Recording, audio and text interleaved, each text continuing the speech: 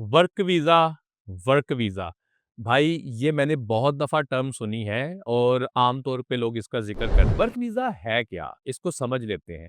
आम तौर पे दूसरे जो कंट्रीज़ हैं, यूके है या और कंट्रीज़ भी हैं, इसके लिए टर्म ये यूज़ करते हैं वर्क वीज़ा। लेकिन ऑस्ट्रेलिया के अंदर ये कोई पॉपुलर टर्म नहीं है, इतनी कॉमन नहीं है।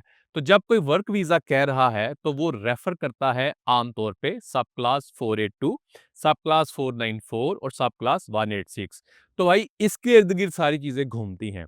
अब इसके अंदर होता क्या है कि आम तौर पे जो चैलेंजेज़ हैं, उनको समझने की ज़रूरत है। शायद ये समझा जाता है कि भई मैं जाऊँगा और मुझे वर्क वीज़ा मिल जाएगा या वर्क वीज़ा मैं खरीद लूँगा।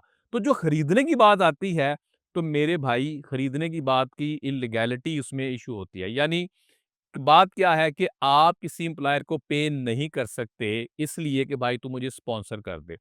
अदर वे अराउंड अगर स्पॉन्सर को चाहिए कोई भी एम्प्लॉय तो वो स्पॉन्सर कर सकता है लेजिटिमेटली। लेकिन अगर देखा जाए तो साउथ ऑस्ट्रेलिया की गवर्नमेंट ने भी एक उन्होंने एक भेजी है ईमेल, वो कहते हैं जी वर्क एक्सप्लॉयटेशन, तो उन्होंने बड़ी सारी चीजें एक्सप्लेन की हैं।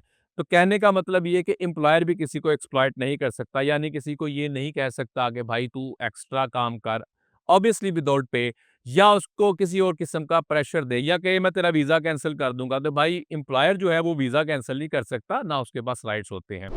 तो इस बात को समझें कि वर्क वीज़े की चूँकि बहुत सारी बात हो रही है, तो आपने सबसे ज़्यादा फ़ोकस करना है 482, 494 और 186 इसकी कंडीशंस को आपने समझना है।